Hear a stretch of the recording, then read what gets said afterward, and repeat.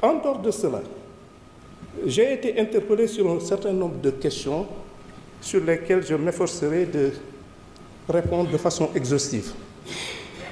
Il a été question beaucoup de l'administration pénitentiaire, des conditions de détention, des problèmes de prison. Actuellement, ce que je peux vous dire, c'est qu'il y a un projet de construction de 9 prisons.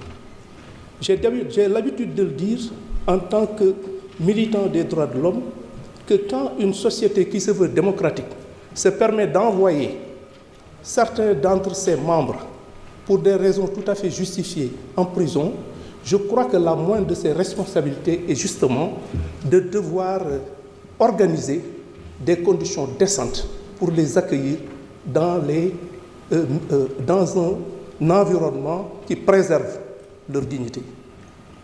Et donc, on l'a dit, il y a 9 prisons qui sont en cours de construction et il y a principalement le projet de construction d'une prison de 2500 places au niveau de Diamniadio et de 500 places à Fatick.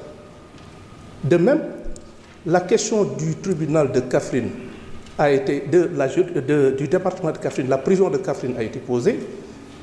J'ai eu le privilège, le 24 octobre dernier, d'installer ce tribunal de grande instance de Fatick. Et il est vrai qu'il va falloir réaménager cette prison qui doit effectivement faire face à de nouvelles contraintes. Des contraintes inhérentes au fait que, évidemment, il ne s'agit plus d'un tribunal d'instance, mais d'un tribunal de grande instance, avec tout ce que cela comporte comme aléas qu'il faudra prendre en compte.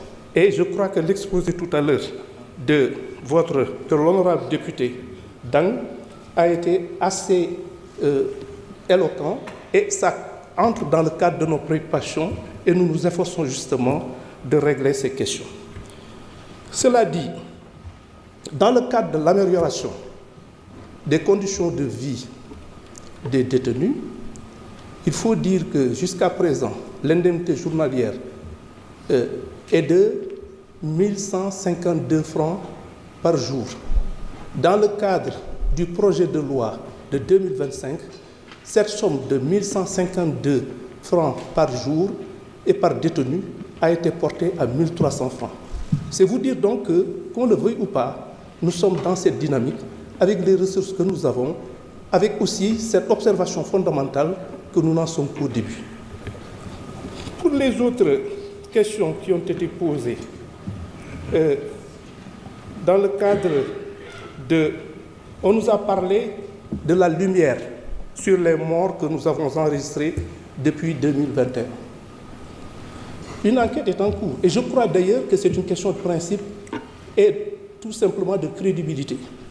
Je pense que si, pour des faits aussi graves qui ont ému tout le monde et dont certains, autant pour moi, se sont passés en direct, c'est-à-dire sous l'œil des caméras, que ces gens, que ces morts concernant nos compatriotes puissent rester impunis, ce serait un mauvais signal. Parce que ce serait tout simplement asseoir, qu'on le veuille ou pas, un climat d'insécurité que rien ne saurait justifier. C'est vous dire donc que c'est une question de principe, nous allons nous y atteler, nous allons nous efforcer de faire en sorte que toute la lumière soit faite. Et je vous assure que le travail est déjà entamé. Toute la lumière sera faite et toutes les responsabilités seront établies et les personnes mises en cause, surtout les commanditaires, répondront de leurs actes.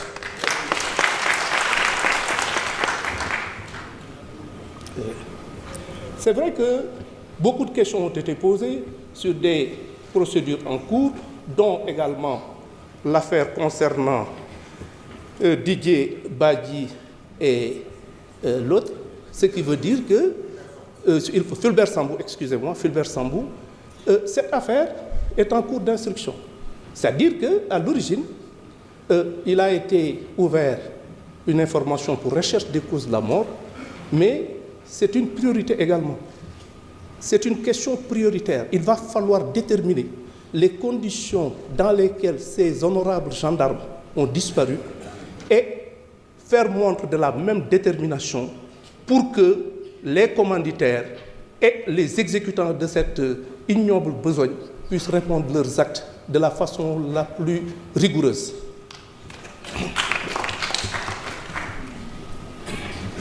On nous a parlé de la création de nouvelles institutions.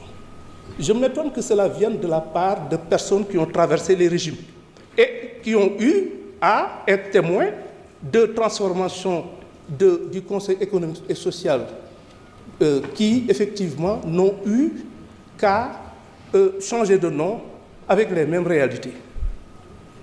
Ce que je peux dire, c'est qu'en tout état de cause, la création de nouvelles institutions n'est pas à l'ordre du jour. Parce qu'on a d'autres priorités, on a d'autres impératifs que nous nous efforcerons de respecter au mieux des intérêts des Sénégalais. Pour les autres affaires qui ont été évoquées, je rappellerai toujours que le temps de la justice n'est pas celui du politique.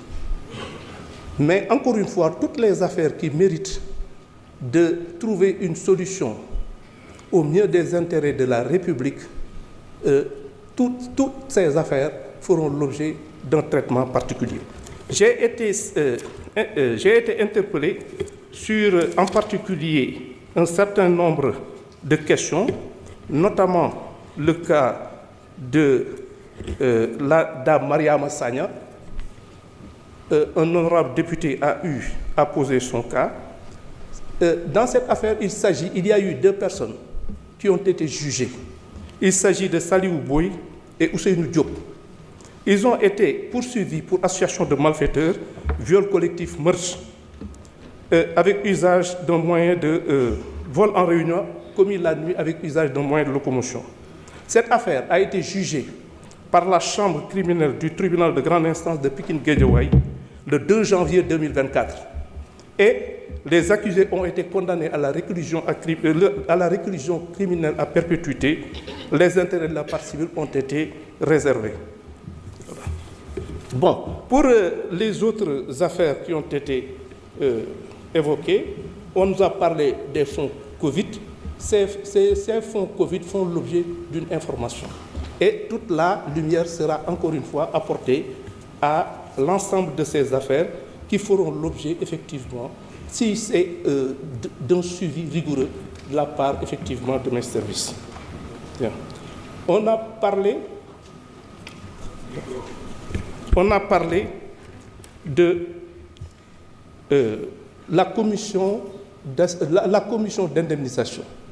Il ne s'agit pas d'une commission d'indemnisation, mais plutôt d'une commission d'assistance aux justiciables.